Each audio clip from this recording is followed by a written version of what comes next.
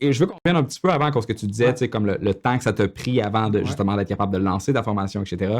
Ça t'a pris 3 ans environ. Oui. Et ce qui est drôle, c'est que moi, j'ai commencé à bloguer en 2012. J'ai commencé à vendre mes formations en 2015. 3 ans, ouais. Ça a pris exactement 3 ans. Ouais. Joanie Terrien sur la tranchée, elle, ça fait 2 ans, je pense. Puis elle a commencé à être capable d'en vivre.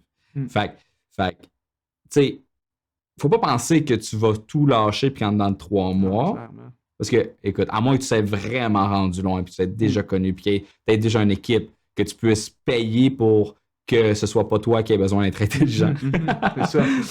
mais ça prend du temps. Mais puis 3 ans, c'est pas mal le temps que ça prend. Moi, j'ai vraiment suivi un peu ton parcours. Il me semble, toi, tu disais, peut-être que je me trompe, là, mais il me semble, toi, tu disais, tes 1 à 2 premières années, toi, tu te concentrais vraiment sur l'écriture d'articles, il me semble.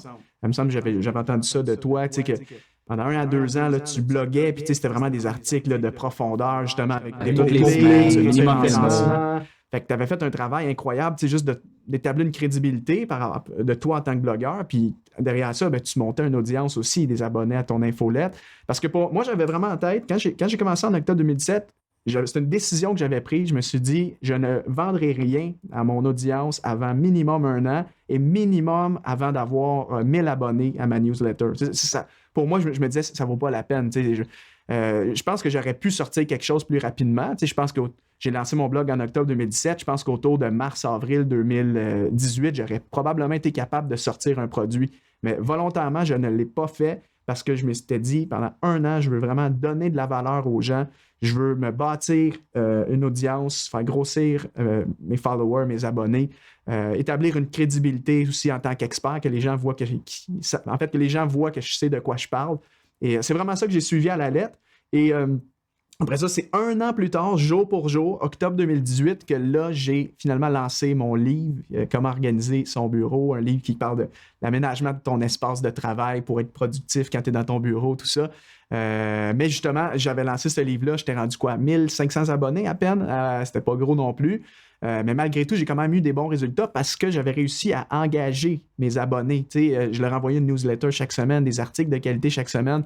Donc, naturellement, mon audience, quand j'ai sorti un produit, un livre, c'est pas cher non plus. Là, c'est un livre à quoi, 20 $. Donc, moi, naturellement, j'ai quand même eu des bons résultats parce que les gens étaient prêts comme à acheter de moi. J'avais gagné leur confiance, puis ils en voulaient un peu plus que mes articles, ils voulaient un produit. Fait que... Ouais.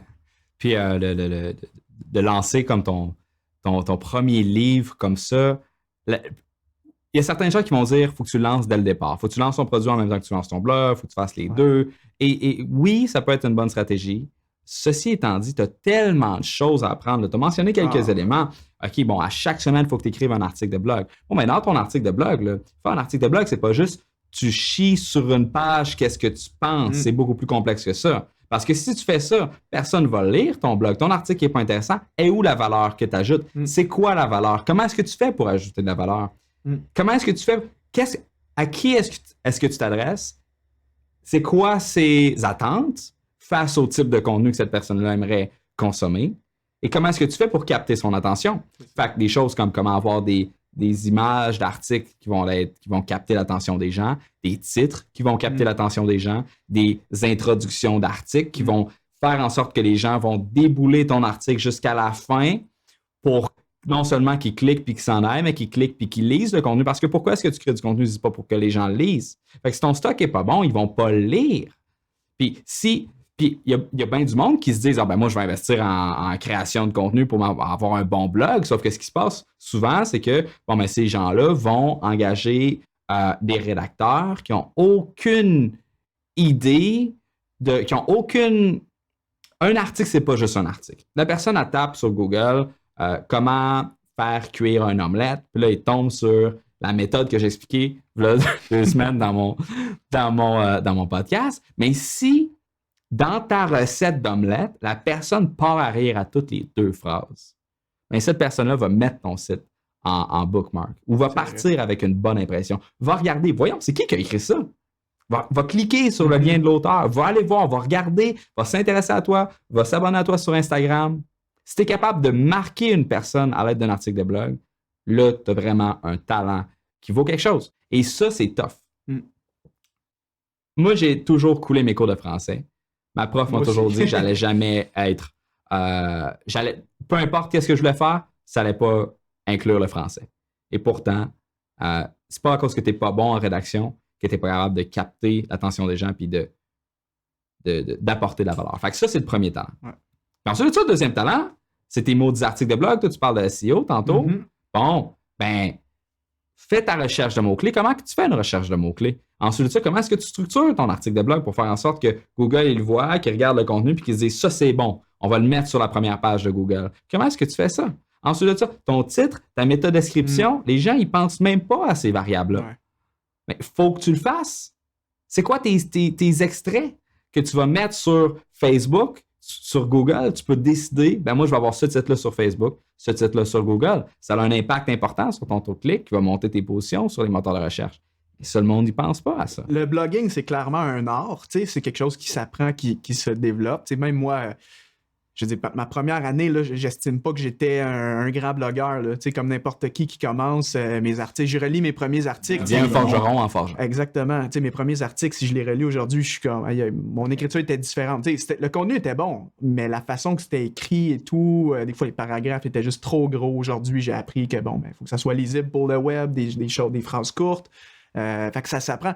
Et un point qui est vraiment important là, pour ceux qui nous suivent aujourd'hui, souvent, des gens qui veulent se lancer, que ce soit comme blogueur, podcaster, YouTuber, formateur en ligne, souvent, les gens essayent de se lancer, en fait, en ayant plusieurs médiums de contenu, plusieurs sources de contenu. Et récemment, je suis tombé sur quelqu'un, j'ai découvert quelqu'un sur le web, un jeune qui s'est lancé.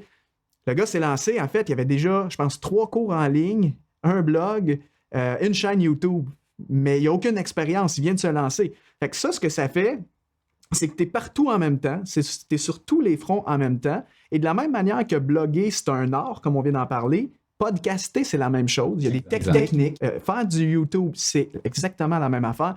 Faire des formations en ligne, c'est une autre mécanique. Donc, tu sais, quand tu essaies de tout faire en même temps, là, moi, ça, c'est une phrase que je dis souvent quand je parle de productivité. Quand on essaie d'être partout, on finit par être nulle part.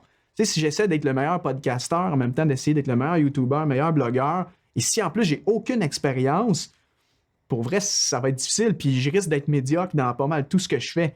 Fait que moi, j'étais vraiment dans l'optique, puis c'est aussi la stratégie que toi, tu as adoptée dans tes débuts. J'étais dans l'optique, il faut que je devienne vraiment un très bon blogueur. Il faut que j'aie du succès avec mon blog, que je réussisse justement à avoir un bon référencement, à engager mes lecteurs. Et tant et aussi longtemps que je n'estime pas avoir atteint là, vraiment un niveau avec lequel je suis satisfait, je ne vais pas me lancer dans quoi que ce soit d'autre. Comme là, présentement, ça fait 2 ans. 2 ans, on est en 2019, ça fait 2 ans que je blogue rigoureusement, pratiquement un article chaque semaine. Là, présentement, je prévois là, peut-être à quelque part en 2020 me lancer dans le podcast parce que je sens que je maîtrise quand même bien le blogging. J'ai appris les fondements, j'ai une méthode de travail, j'ai une méthodologie, ça va bien. Je suis satisfait de ce que je fais au niveau du blogging. Évidemment, je vais tout le temps pouvoir m'améliorer, ça c'est clair, mais je suis satisfait. Donc là, maintenant, pour moi, je sens que ce serait le temps d'ajouter un autre média, un autre moyen de communiquer avec mon audience. Ouais. Fait que ça, c'est vraiment important comme leçon. Vraiment, puis en plus, je vais réitérer ça. Lorsque j'ai débuté, moi, j'ai fait systématiquement chacun des canaux. Donc, j'ai commencé par LinkedIn. Moi, j'étais gros sur les groupes LinkedIn way back. J'étais un des gars qui spammait tous les groupes LinkedIn qui existaient au Québec. Ensuite de ça, j'ai été gros sur Twitter.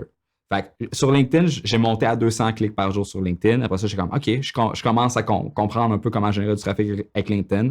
On va regarder Twitter. Fait que sur Twitter, j'ai regardé les robots, l'achat d'abonnés, tout le processus en arrière de ça, les retweets, tous ces trucs-là, l'automation. Je suis monté à 10 000 abonnés. J'avais quand même un autre 100 à 200 visites par jour qui venaient de Twitter. Là, j'étais comme, OK, j'ai compris Twitter. On va rentrer Google+. Fait que là, avec Google+, malheureusement, c'est mort. Mais à un moment donné, j'avais eu comme 2000 visites en une journée avec Google+. Là, j'ai fait comme, OK, il y a quelque chose aussi avec ça. Puis là, après ça, j'ai rentré Facebook. Puis c'est là que j'ai fait le sondage, j'ai créé ma page, etc. Fait que tu sais, faut que tu commences par comprendre une plateforme, fais tes tests, apprends comment ça marche et move on. Puis ensuite de ça, mais regarde qu'est-ce qui marche. Puis écoute, il y a des gens qui vont nous écouter en ce moment et qui vont se dire, c'est pas vrai. OK, tu peux lancer ton produit en partant. Je connais plein de monde qui le font, puis ils font plein de cash avec ça. Et je pense que toi et moi, on a un petit peu la même caractéristique dans le sens que c'est important pour nous d'être fiers de qu'est-ce qu'on produit. Et ça, c'est à la fois un super pouvoir parce que ça nous pousse à développer des compétences qui époustouflent les gens down the road à long terme.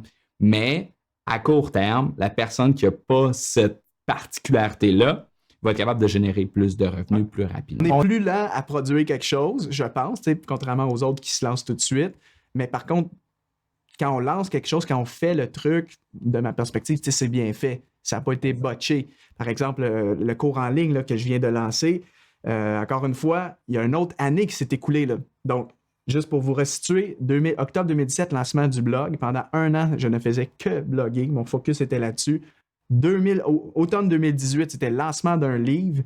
Et il y a encore une autre année complète qui s'est passée avant que là, je lance un autre produit qui était mon cours en ligne que je viens de lancer là, il y a à peine quelques semaines. Jusqu'à maintenant, là, mon rythme, là, c'est que je sors une chose par année.